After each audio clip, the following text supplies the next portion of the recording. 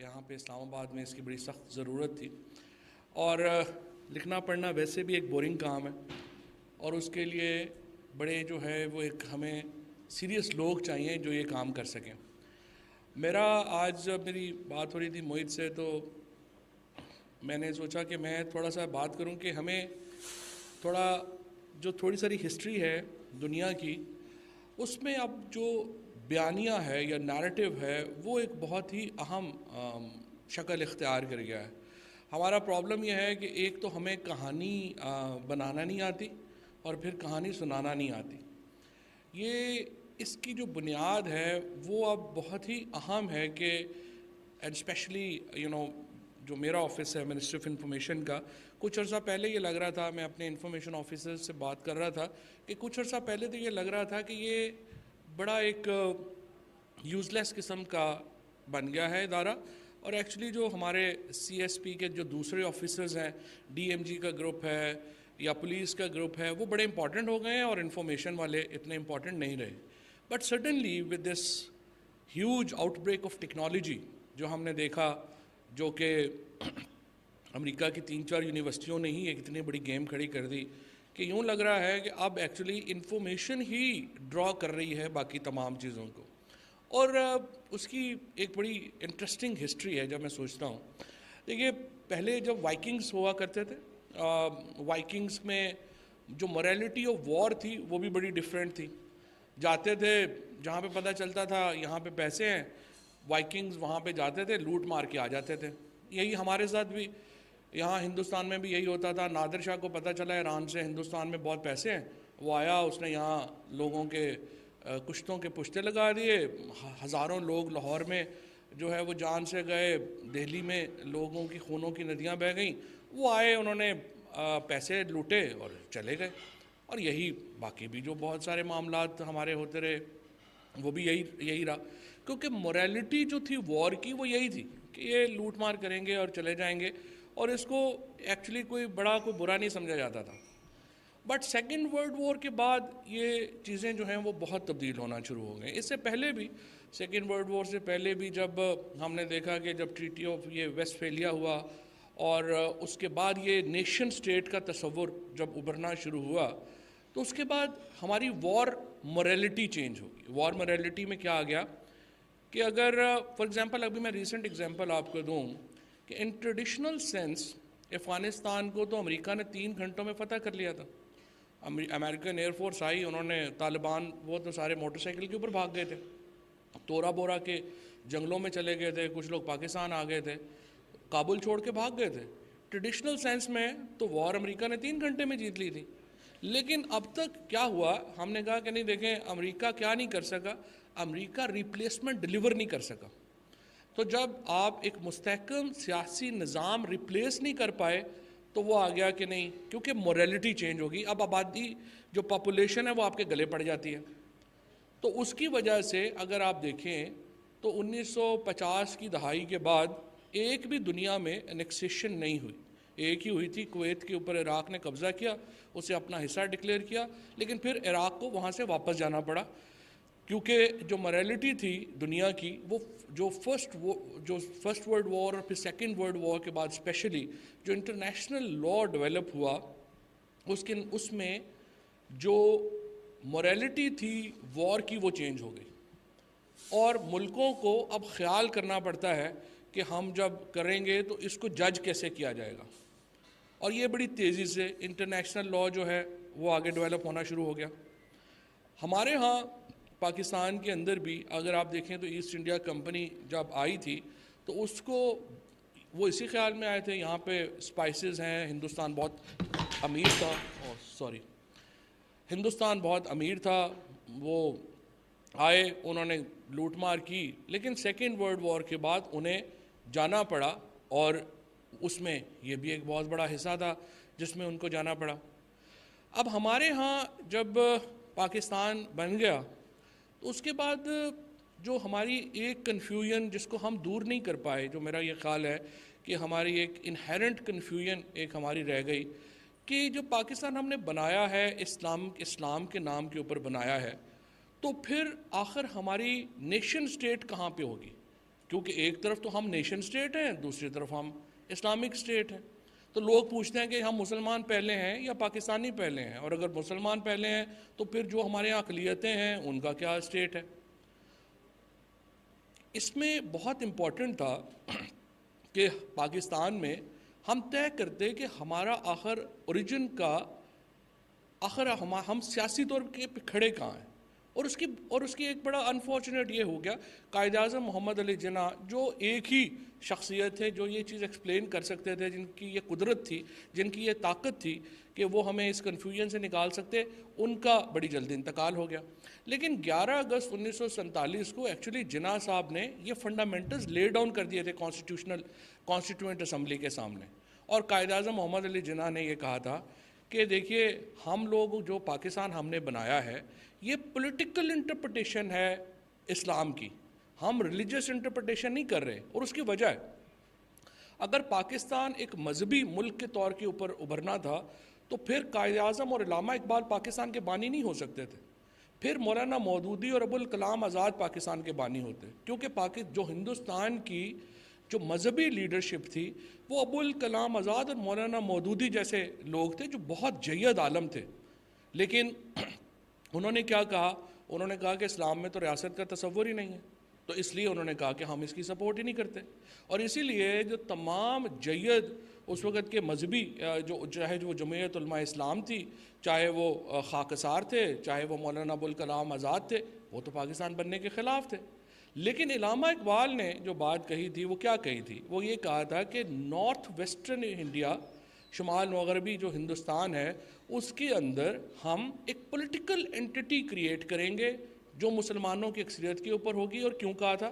کیونکہ مسلمانوں کا وہی حال اس وقت ہندوستان میں وہ دیکھ رہے تھے جو اب بی جے پی کے اندر مسلمانوں کا ہے. اور ہم نے ایک پولیٹیکل نیشن سٹیٹ کریٹ کی because of that political interpretation جو علامہ اقبال نے بیان کی اور جس کو قائد اعظم محمد علی جناح نے 1940 میں قرارداد پاکستان ہم نے بنائی. So Pakistan is essentially a nation state. ہم لوگ ریلیجس سٹیٹ نہیں ہیں، ایز اے نیشن سٹیٹ ہیں، جس کی انٹرپریٹیشن جو ہے وہ علامہ اقبال اور قائد اعظم محمد علی جناح نے جو ہے وہ کی. انفارچونیٹلی ہم اپنی قوم کو یہ کہانی نہیں بتا سکے، یہ نیریٹو بھی ہم جو ہے وہ اپنا ان کو نہیں بتا سکے، جس کے نتیجے میں ایک انہیرنٹ کنفیوژن ہو گئی.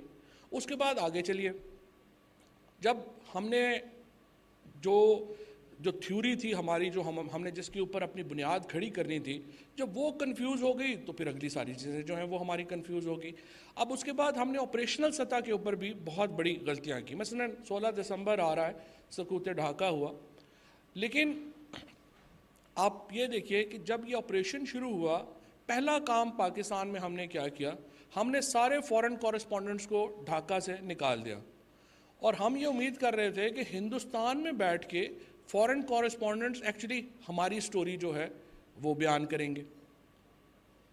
ظاہر ایسا ممکن نہیں تھا.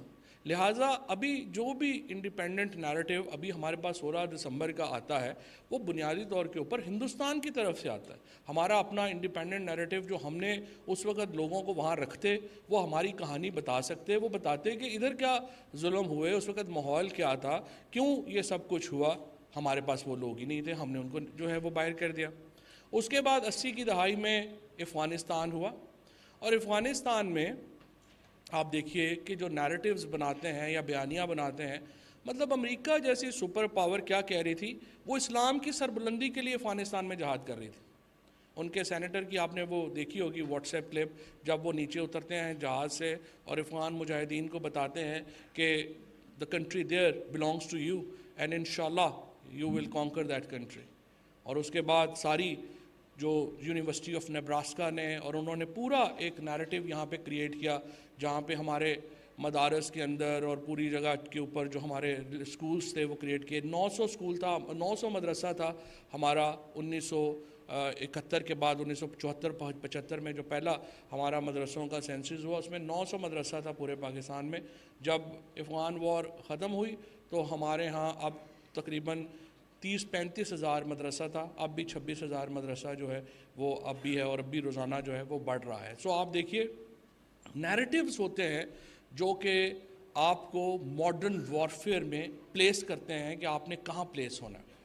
اب اس کے بعد جب 80s میں ہم نے اپنا یہ نیریٹو بنایا تو اس کے ساتھ ہم نے جو اس کو ایگزٹ پلان کرنا تھا وہ ایگزٹ پلان ہم نے بنایا ہی نہیں, اور اس کے نتیجے میں ہم ایک بہت ہی ایسے بیانیے کا شکار ہیں جس میں ہمیں سمجھ نہیں آ رہا کہ آخر ہم آگے جا رہے ہیں یا پیچھے جا رہے ہیں. ہم نے اپنی فلم تباہ کر لی. 70s کے اندر پاکستان جو 69 تک پاکستان دنیا کا تیسرا بڑا فلم میکر تھا, اور پاکستان کا دوسرا سب سے بڑے زیادہ سینماز جو دنیا میں تھے وہ پاکستان میں تھے, اور 2005 میں ہم زیرو پہ آ گئے. ہم ایک بھی فلم نہیں بنا رہے. اس سال بھی ہم نے شاید 1 یا 2 فلمیں بنائی. تو آپ ڈکلائن دیکھیے کہ کس طرح سے ہم نے اپنی کہانی کا, اپنے نیریٹو کا, اپنے بیانیے کا ہم نے پورا بندوبست کیا کہ ہمارا ڈکلائن, کیونکہ آپ کہانی کیسے سنائیں گے اگر آپ کی فلم ہی نہیں ہے, اگر آپ کا ٹی وی ڈرامہ ہی نہیں ہے, اگر آپ کا میوزک ہی نہیں ہے, اگر آپ کا کلچر ہی نہیں ہے, تو آپ کہانی کیسے اور کس کو سنائیں گے؟ باقی کہانیاں تو بورنگ ہوتی ہیں, باقی تو صرف تقریریں رہ جاتی ہیں. تقریریں تو عام طور پہ عام آدمی تو نہیں سنتا, بورنگ ہوتی ہے. تو اس لیے ہم نے کیا کیا کہ ہم نے اپنے ہر میڈیم کو نقصان پہنچایا, اور ہم نے پاکستان کے اندر جو ہماری تمام جو ادارے, جو انسٹیٹیوشنز جو ہماری کہانی سنا سکتے تھے, ہم نے ان کو کمزور کر دیا. اس کے بعد آ کر کے جو ہمارا فارمل ادارے تھے, چاہے وہ ہمارے تھنک ٹینکس ہوں, اس کے بعد ہمارے آپ دیکھیے کہ جو ہمارے میڈیا ہے یا جو بھی ہمارے اور ادارے ہیں, ہم نے ان کو بھی کمزور کیا. مثلا میں ابھی آپ دیکھیے ایکسٹرنل پبلسٹی ونگ ہے جو منسٹری آف انفارمیشن کے نیچے اس کی ذمہ داری ہے کہ وہ باہر کام کرے. ان کا بجٹ جو ہے چند کروڑ روپے ہے, اس کے مقابلے میں جو ہندوستان کے ایکسٹرنل پبلسٹی کا بجٹ ہے, جس میں ابھی میں انڈین فلم انڈسٹری شامل نہیں کر رہا, اس کا بجٹ تقریباً 20 ارب روپے. So you can imagine the kind of war that we are in. اور اس لیے جب ہم یہ بات کرتے ہیں کہ دیکھیں وہ امریکہ میں جو میڈیا کو ہماری بات تو سمجھ نہیں آ رہی, یا ہم ایکچولی صرف پاکستان کے اندر ایک دوسرے کو تو کہانی سنا رہے ہیں, لیکن یہ ہماری اپنی کہانی بھی کنفیوز ہے, ہم باہر بھی اس طرح سے کہانی اپنی سنانے کو اس طرح سے تیار نہیں ہیں. اس کے بعد جو انٹرنیشنل آؤٹلیٹس ہیں, جب ابھی یہ 2000 کے بعد جب بہت ساری آؤٹلیٹس آئیں, آپ دیکھیے کہ جب یہاں پہ طالبان کی حکومت ختم ہوئی اور وہاں پر جو ایک یہ حامد کرزئی صاحب کی حکومت آئی, اور افغانستان کے اندر ٹیلی ویژنز کھلنا شروع ہوئے اور اخباریں آنا شروع ہوئیں. سو کین یو بلیو کہ پاکستان نے ایک بھی ٹیلی ویژن کو وہاں پہ سپانسر نہیں کیا, اور اس کے مقابلے میں تمام ٹیلی ویژن اور تھنک ٹینکس جو تھے وہ انڈین ایڈ کے اوپر چل رہے تھے. اور پاکستان میں ہم نے ضرورت ہی محسوس نہیں کی کہ آخر وہاں پہ جب اتنا بڑا میڈیا کھلے گا تو اس کو ضرورت ہوگی, اس کو برینز چاہیے ہوں گے, اس کو لوگ چاہیے ہوں گے. سو ہم نے جو سافٹ پاور جو ہمیں بنانی چاہیے تھی ہم نے نہیں بنائی, اور ون سائیڈڈ سٹوریز جو ہیں وہ افغانستان کے اوپر آئیں, اور اس کا بھی ہمیں بہت نقصان ہوا. سو جب میں بات کرتا ہوں کہ اب اور پھر آپ دیکھیے کہ پاکستان کے اندر بھی کیا ہو رہا ہے. بار بار پاکستان میں بات ہوتی ہے میڈیا فریڈم نہیں ہے. 143 پاکستان کے چینلز ہیں, 50 کے قریب ہمارے پاس فارن چینلز ہیں, اور یوٹیوبز وغیرہ کے اوپر جو چینلز ہیں وہ تو اب ہزاروں میں ہوں گے.